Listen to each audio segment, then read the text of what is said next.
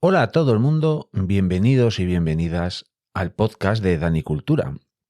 Y antes de empezar con el episodio propiamente dicho, quería pediros un favor.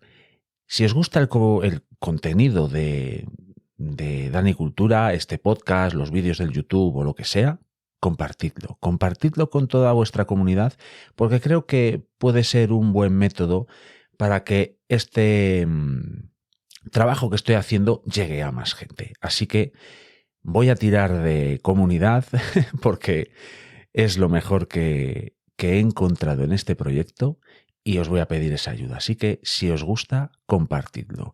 Así que sin más y sin menos, empezamos.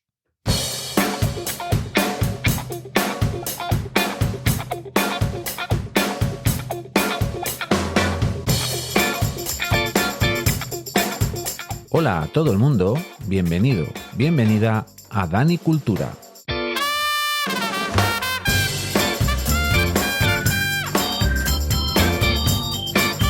El podcast que, con una visión permacultural, va a tratar diferentes temas que seguro que te van a interesar.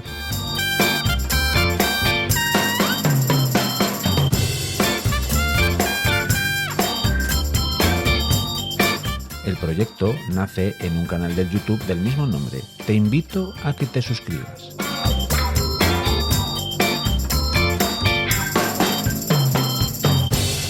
Espero que estéis muy a gusto y vamos allá.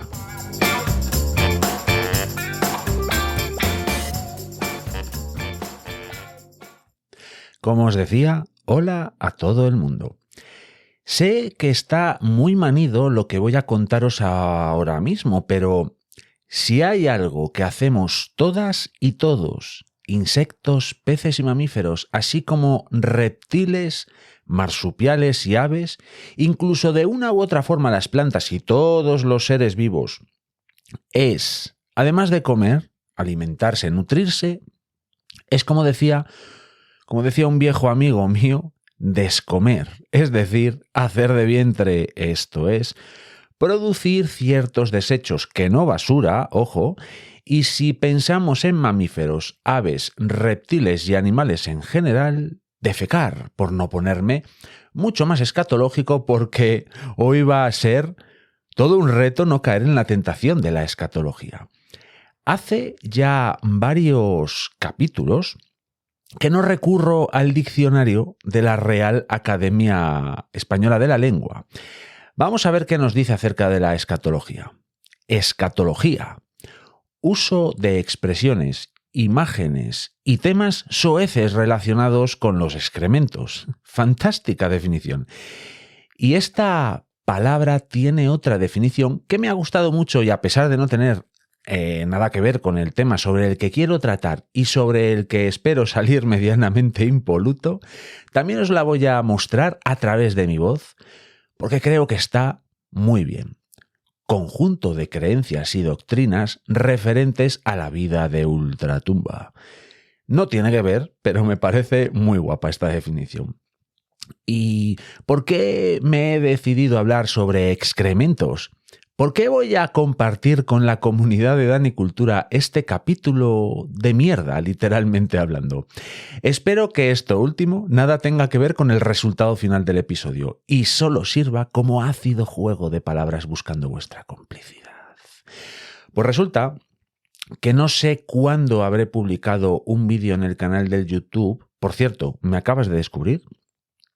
Pues en ese caso, seguro que te interesa el canal del YouTube con el mismo nombre que este podcast, claro, Dani Cultura. Y el canal del Telegram también os gustará, amigas y amigos que me acabéis de descubrir. Bueno, la cuestión es que, como os cuento, no sé cuándo habré publicado un vídeo en YouTube en el que os muestro un excremento de depredador en medio del monte, en uno de esos paseos que un montaraz como yo da de manera habitual. En él teorizo sobre el propietario de ese excremento, aunque estaba y estoy casi convencido de que esos excrementos son de un depredador llamado garduña. Martes foina es su nombre científico. Es un mamífero un mustélido, de pequeño tamaño, que no supera los 2,5 kilos de peso en los machos adultos. Patas cortas, morro alargado, cola larga y muy peluda, de color marrón chocolate. Bueno, suele habitar las zonas arboladas, bosques. Habitual de las sebes, ya sabéis, esos setos vivos e intencionales de los que estoy absolutamente enamorado y que son habituales en mi región, la región leonesa. Antes más que ahora, por cierto, la existencia de estas sebes. La verdad es que las personas que tengan un gallinero de autoconsumo puede que hayan recibido la visita de este depredador y de no tener bien parapetado el recinto de las gallinas, lo más probable es que este astuto depredador se haya comido alguna de ellas durante la noche, ya que tiende a ser de hábitos nocturnos. Merodea los entornos humanizados, ya que sabe que hay muchas posibilidades de alimentarse en torno al Homo sapiens. Decidí grabar ese vídeo de las cacas de la garduña porque, como permacultor que soy, siempre ando buscando patrones y durante mi paseo por el monte, la presencia de excrementos de uno u otro animal son constantes y es muy entretenido intentar adivinar de qué animal son. Resulta que el patrón que vi en estos de los que hablamos, los de la garduña, tenían como común denominador el hecho de que durante cientos de metros a lo largo de un pequeño camino casi ya convertido en sendero, rodeado de arbustos y pequeños robles y cosas así, esta vía por la que yo iba caminando, casi ya emboscado, estaba bien señalizada con los excrementos de la garduña en los puntos más visibles, como diciendo a los demás depredadores: ¡Ey, colegas! Este es mi territorio de caza. ¿Qué pasa aquí? Y después de grabar el vídeo y de estar 3 horas por el monte viendo por aquí y por allá más y más señales, casi todas en forma de cacas de animales, pensé, creo que aquí tenemos un tema. Y empecé a indagar al respecto y os aseguro que, si bien no sé cómo trenzar todo lo que tengo en la cabeza para dejar un episodio más o menos apañado, os puedo garantizar que es un tema interesantísimo, con muchos detalles que llamarán vuestra atención, así que vamos a adentrarnos en el fantástico mundo de los excrementos. ¡Aquí! Pasa. A ver si puedes parar un momento, que quiero hacer de cuerpo. Pero me lo podía haber hecho en la gasolinera cuando hemos parado para hacer pi. Es que la gasolinera no tenía ganas, ha debido ser el alioli. Por ahora se aguanta, leche. Primero que tiene hambre, luego que tiene sed, ahora que pa' mear, luego que pa' cagar. Para eso te la vuelta a España por etapas, copón. Muy bien dicho, Maggie. Que usted lo que tiene son ganas de tocar los cojones, abuelo. Pues bueno, pues vale, pues tira para adelante. Y es que para empezar e ir adentrándonos en este asunto, voy a continuar por la línea argumental anterior. El monte y la observación una vez que estamos allí. Yo personalmente no voy al bosque en busca de animales, ni voy a rastrear específicamente. Solo voy nada más y nada menos que a fundirme entre todo ese mundo en sí mismo que es el monte, el bosque. Escuchar el rumor del viento, de los pequeños riachuelos que te puedes ir encontrando, sentirte observado de manera constante sin que ningún propietario de esas furtivas miradas se dejen ver, más que cuando empiezas a entender el funcionamiento de ese juego y sentándote en un viejo tocón de un antiguo árbol caído y después de muchos minutos intentando formar parte del bosque, algún valiente o algún incauto, según se mire, habitante de los bosques, puede que se deje ver si el viento no delata nuestro olor, claro. Pero después de los años, al final empiezas a ver señales por todos los lados cuando vas al monte, y los excrementos, como dije antes, suelen ser una de esas balizas que los animales dejan por aquí y por allá. Cuando se dan paseos por los bosques, siempre tenemos en la cabeza el ver algún animal de los grandes. Yo disfruto hasta de las hormigas, pero mentiría si dijese que no me presta ver uno de esos mamíferos grandes que sé que están, pero que no se dejan ver. Por cierto, prestar es un verbo leonés que significa gustar. En León las cosas que nos gustan nos prestan. La cuestión es que Y continuando con el hilo argumental, los mamíferos que habitan los bosques de esta parte del mundo, como en casi todas las partes del planeta Tierra, son los animales más grandes de sus ecosistemas. Son la familia de animales que más éxito han tenido desde la caída de los dinosaurios. Y quizás aún les queden costumbres, manías, por así decirlo, de cuando los dinosaurios dominaban el planeta y los mamíferos debían de ser muy sigilosos, casi fantasmales, para no formar parte de la dieta de algún saurio. Y digo esto porque si bien los mamíferos son muy abundantes en los ecosistemas y además son animales muy grandes, por contra, son de los animales más discretos que hay. Son como presencias que rara vez vemos y si lo logramos quizás a lo lejos y normalmente suele ser por un descuido suyo. Forman parte de lo que yo llamo duendes del bosque. Sabes que están ahí. Si eres especialmente sensitiva o sensitivo, sabes que en tus paseos montunos esos duendes te están mirando. Puede que incluso se estén advirtiendo los unos a los otros de que estamos en su morada. Y si no, tranquilas y tranquilos, que el arrendajo del que ya hemos hablado en este podcast delatará nuestra presencia con su sonora voz. Eso os lo garantizo.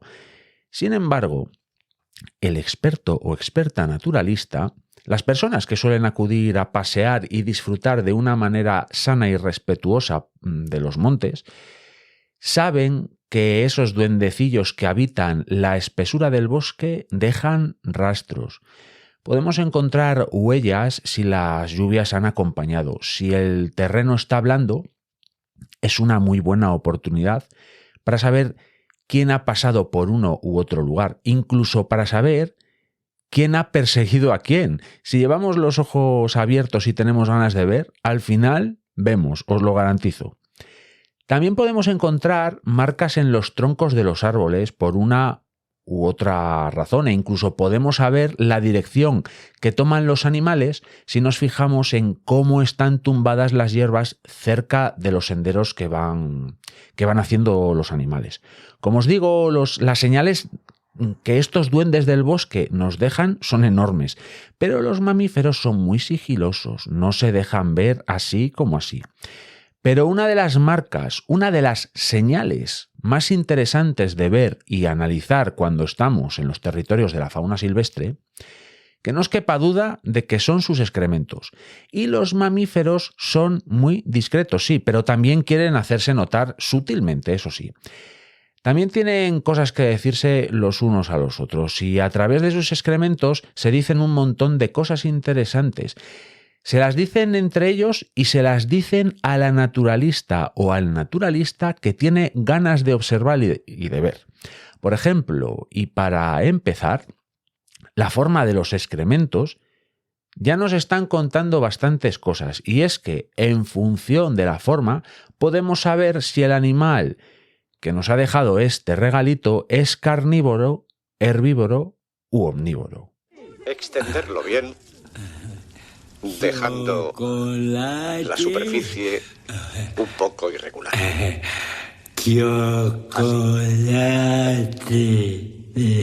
Luego ¿quiere usted? lo mete en Oiga, el tengo una chocolatina, señor. Chocolatina, quiero, dame, quiero. Voy a tirársela, ¿vale? que pasan por un tamiz muy fino. Lo agitan bien. La forma de los excrementos de los animales carnívoros es alargada. Empiezan siendo redondeados y terminan en punta. En estas heces hay muchos más detalles, como el hecho de que suelen tener pelos, son muy oscuras, tienden a oler mal, pero de este tipo de cosas ya hablaremos más tarde. Además, nos los solemos encontrar en lugares bastante visibles. Y esto no es casualidad, ya que el animal carnívoro que deposita ahí sus heces nos está indicando que ese es su territorio. Quieren ser discretos y no quieren ser vistos, pero sí que quieren hacerse notar de cara a otros depredadores de su rango. Si nos encontramos con un montoncito de pelotillas, Excrementos redondos de mayor o menor tamaño, sin duda, su propietario come vegetales.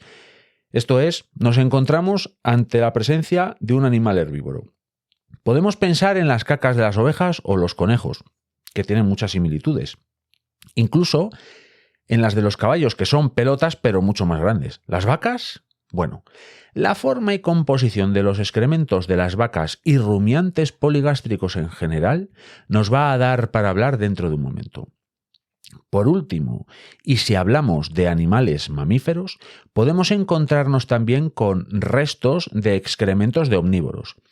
¿Qué forma tienen? Bueno, estas serán las que más familiares nos pueden resultar, habida cuenta de que nosotros y nosotras somos omnívoros.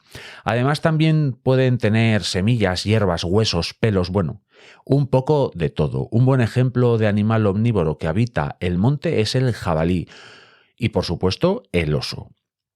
De manera general, las deposiciones de los animales mamíferos, estos duendes del bosque, son una manera importantísima de comunicación entre ellos. Son sus redes sociales.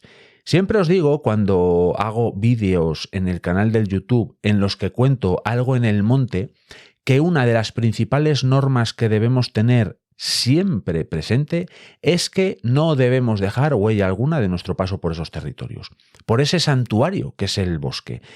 Y dejar los excrementos tranquilos es también importante porque, a pesar de que podamos manipularlos un poco para su análisis, cuanto menos lo hagamos, mejor, ya que ese excremento es una señal importante que a los diferentes animales de ese territorio les está diciendo pues muchas cosas. Vamos a adentrarnos dentro de un poco en este tema de la señalización a través de excrementos de ciertos animales. Pero es que, para que os hagáis una idea de la importancia de estas señales, incluso seres para los que podríamos presuponer que las marcas visuales no son prioritarias, como son las rapaces nocturnas, incluso para estas aves también cobran importancia, como se ha comprobado en el comportamiento de los búhos reales, que desde la época de celo hasta que los polluelos se independizan del nido, en las proximidades de la nidada, estos búhos usan marcas en puntos estratégicos de ese territorio, que como podéis imaginar están hechos con sus excrementos y también con plumas. Si por la razón que fuera ese año la reproducción fracasa, estas marcas desaparecen. Antes hablábamos de los excrementos de los herbívoros, y es que nos encontramos con ciertas curiosidades en este asunto.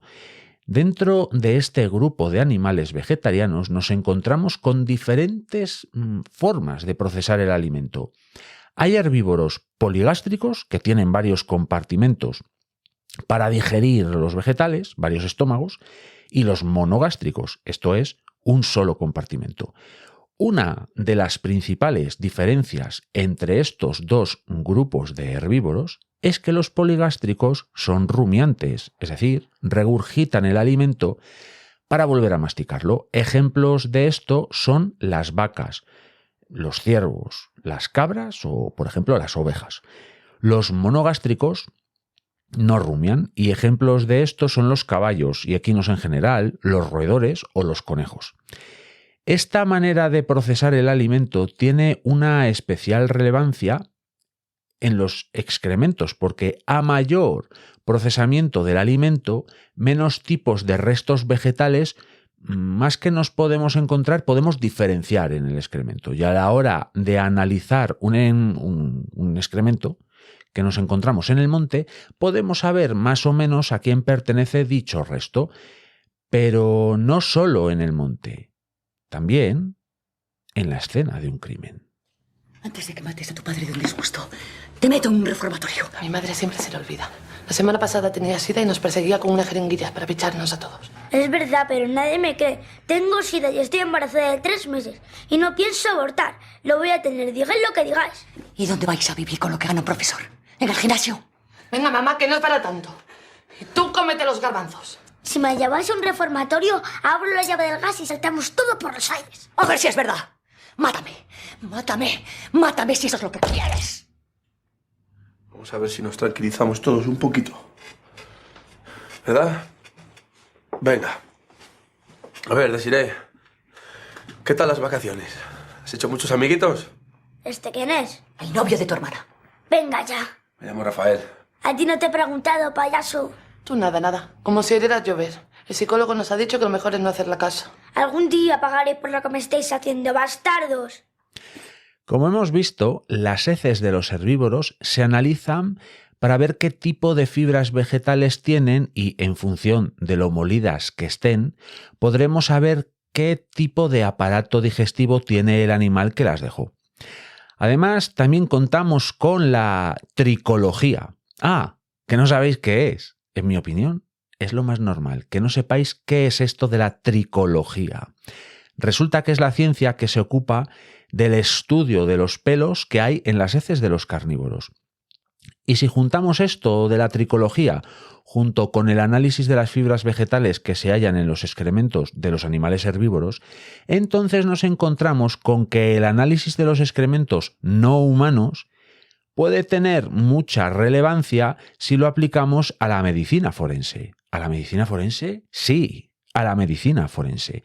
La doctora Gladys Galende, de la Universidad Nacional del Camagüey en Argentina, tiene un trabajo al respecto, y es que gracias al estudio que se llevó a cabo sobre los excrementos que una víctima de un crimen había pisado y que tenía en las suelas de sus zapatos, concluyeron con una probabilidad del 98% que la víctima se situaba, cuando sucedieron los hechos, en una granja de vacuno y no en otras localizaciones, las cuales se descartaron en la investigación, hecho fundamental para esclarecer los hechos, y todo gracias al estudio sobre los excrementos que tenía pegados la víctima en sus zapatos.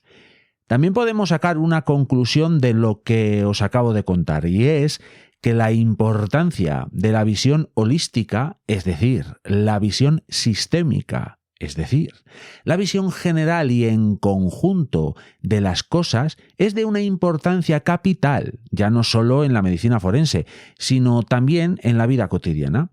Todo tiene que ver con todo, y la doctora Gladys Galende es un buen ejemplo de ello, ya que ella no es criminalista. De hecho, es doctora en ciencias naturales, pero su trabajo, sus estudios, tienen muchas otras aplicaciones, como la medicina forense en este caso, y todo afecta a todo. Y lo que puede parecer algo inocuo y de poca relevancia puede tener muchísimas implicaciones. Y puede que algo tan inocente como que nos entren ganas de...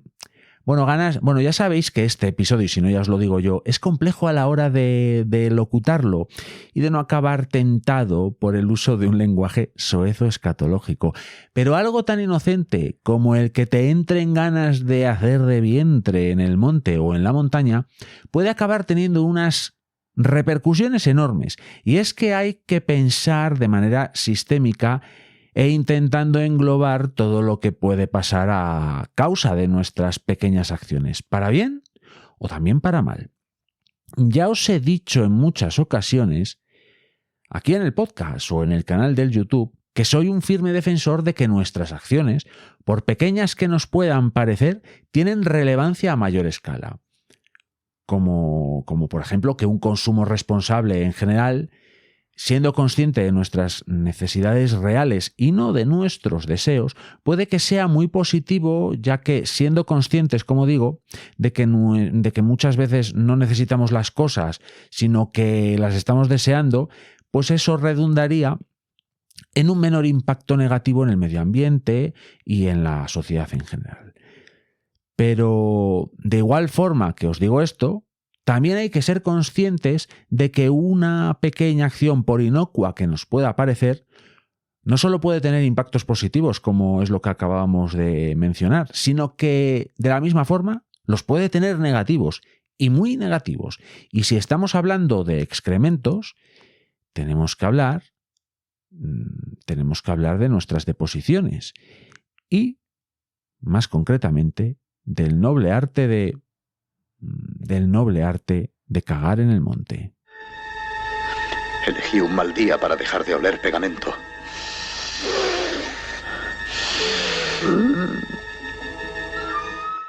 Para hablar de esto tenemos que subir alto, muy alto.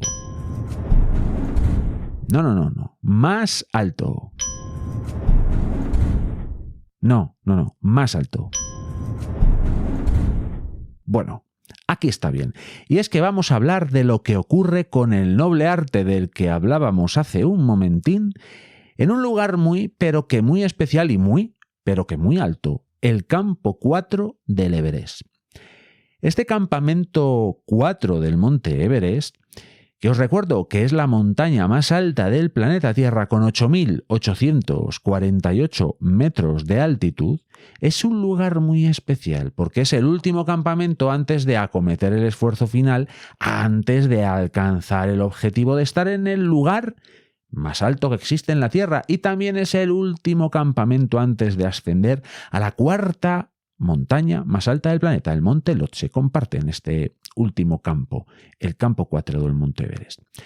El campo 4 está a 7.920 metros en el Collado Sur, un lugar de fuertes vientos y en el que, gracias a esto, se acumula menos nieve, con lo que debido a este pequeño microclima, por así decirlo, en esta zona el azote de los aires es, pues eso, más fuerte y por tanto se puede establecer una pequeña logística más o menos permanente de cara a estas aventuras alpinas. Otra característica de este lugar es que se encuentra en una zona llamada la Zona de la Muerte. Y se le llama así no por el lugar geográfico en concreto, sino por la altitud. A esos 7.920 metros que comentábamos antes, el mal de altura se vuelve un problema. Ya no porque nos duela la cabeza o estemos algo más cansados o cosas así, no. Se vuelve un problema porque el cuerpo, a causa de la falta de oxígeno que hay por ahí arriba, se ralentiza hasta tal punto que puede ralentizarse del todo, es decir, podemos morir. Por este campo 4 que comparten tanto el monte Everest como el monte Lhotse, pasan al cabo del año unos 1.000 aventureros y aventureras, más otras 1.000 personas de apoyo entre sherpas y asistentes. Es decir, por el campamento 4 situado en el Collado Sur al año, pasan unas 2.000 personas, que son muchas más personas que pasan por gran parte de los pueblos de la provincia de León, por cierto, pero este es otro asunto.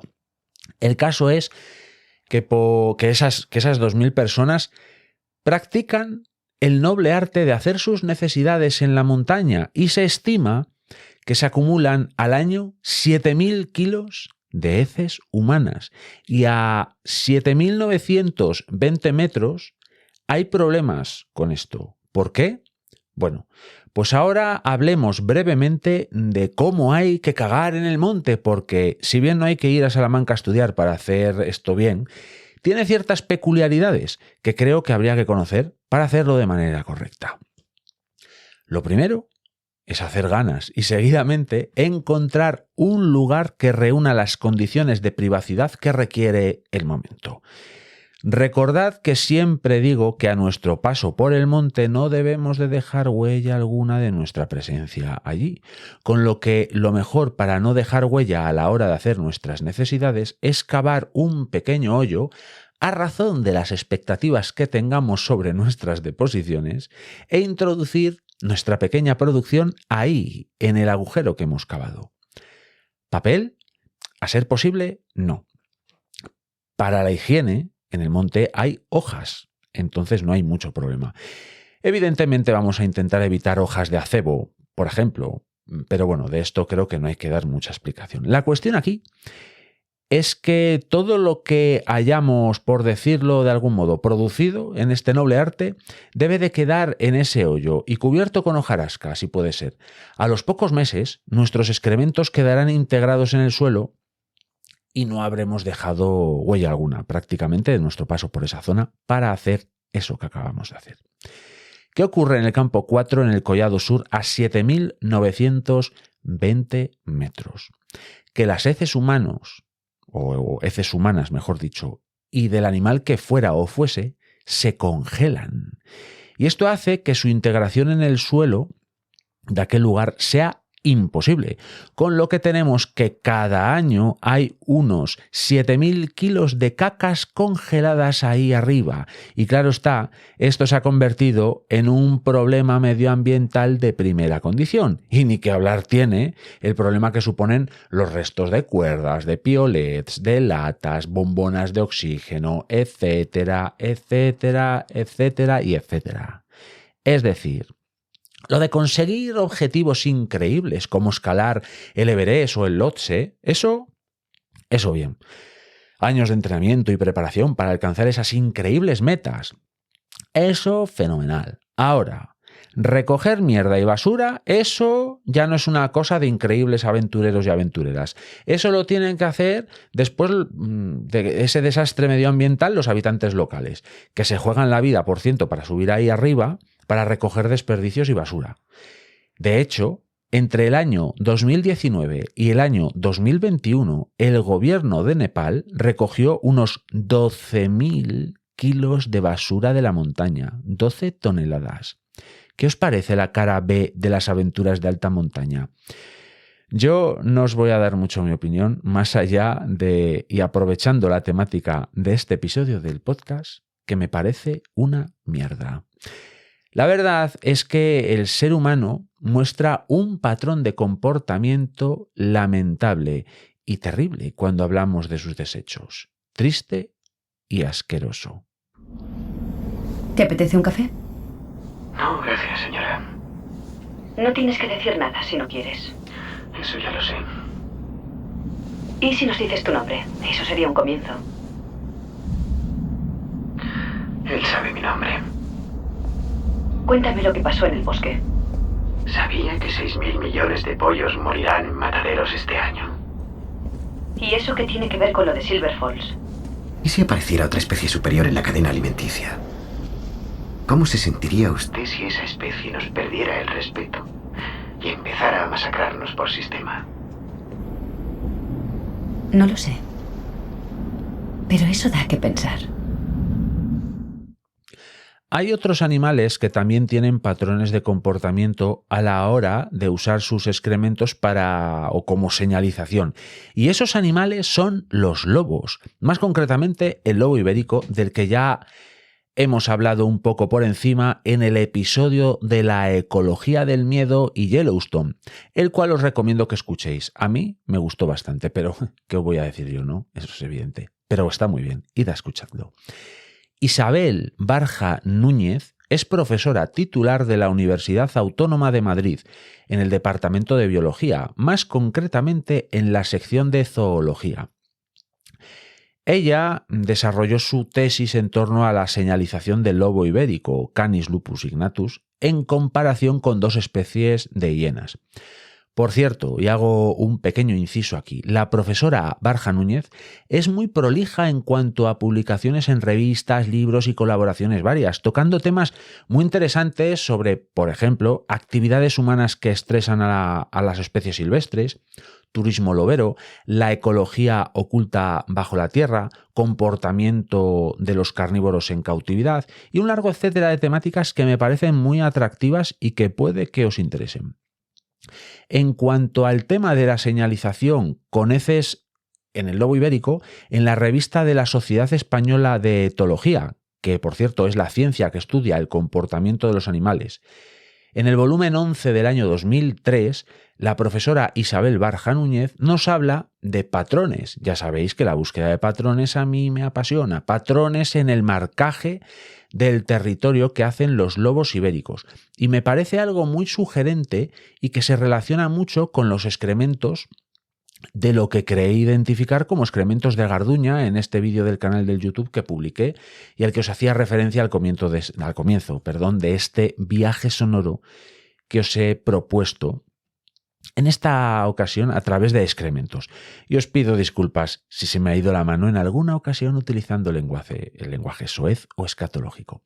La profesora nos habla de que los lobos escogen para dejar sus excrementos lugares elevados, plantas, preferentemente leñosas, y cruces de caminos. Es decir, los excrementos de los lobos y, por extensión, y esto es cosecha mía, los excrementos de los depredadores en general, no están puestos en los lugares en los que lo están al azar. No. Los lobos prefieren cruces de caminos, lugares elevados, sitios estratégicos para que sean bien vistos y bien identificados. Y esto es algo que, salvando absolutamente todas las distancias habidas y por haber, esto es algo que comprobamos día a día las personas que convivimos con perros. No creo que sea yo la única persona en el mundo que sepa a ciencia cierta dónde van a hacer sus cacas sus perros. Aquí empieza una anécdota de Dani.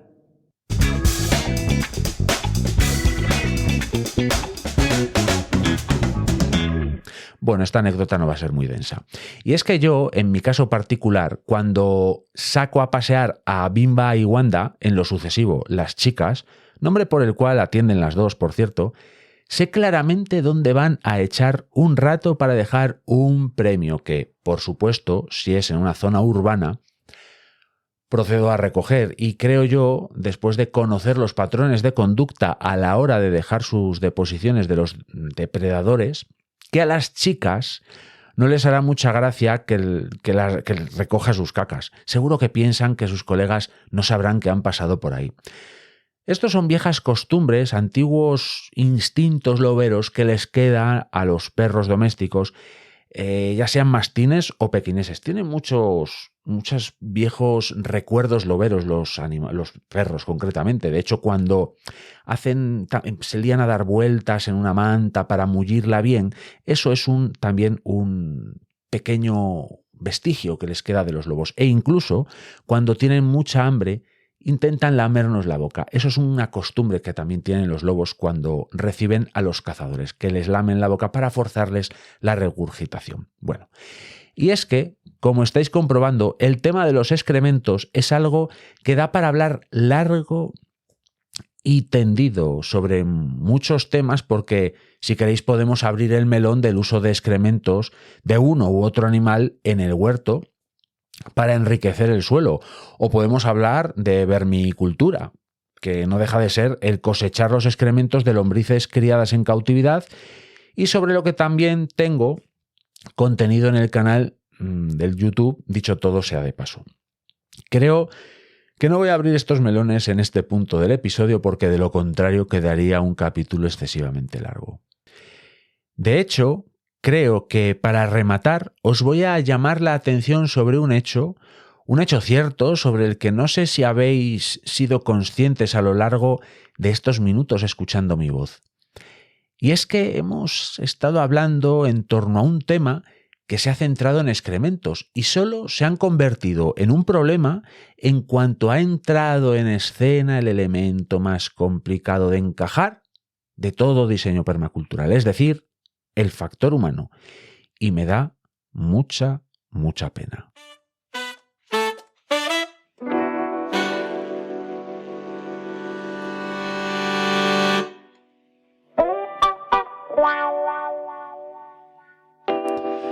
Porque todo sobre lo que hemos hablado en este episodio no ha sido problemático, salvo con lo referente al campo 4 del Collado Sur del Monte Everest y el Monte Lhotse, y eso debe de hacernos reflexionar. En la naturaleza no existe el concepto de basura, y era algo que el ser humano tampoco conocía, era algo que no se entendía porque todo debía de ser reutilizable, reusado o reaprovechado, para una cosa o la otra. Sin embargo, desde hace cerca ya de 200 años, si no más, nos estamos empeñando en desequilibrar todo lo desequilibrable, hasta tal punto de que se empieza a utilizar un término que nos debería de dar vergüenza como sociedad: basuraleza, es decir, la basura que se deja abandonada en el medio natural.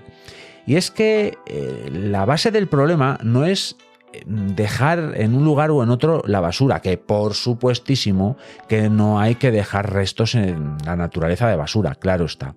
El problema es la generación de esa basura, y para ello hay que darle muchas vueltas a nuestro comportamiento como sociedad y como individuos. Tenemos muchísimo margen de mejora y creo y quiero pensar que estamos haciendo las cosas cada vez mejor, pero por si acaso os voy a dejar mi regla de las 5 R's que capitanea esta regla mi día a día. Rechaza, reduce, reutiliza, repara y recicla, en este orden.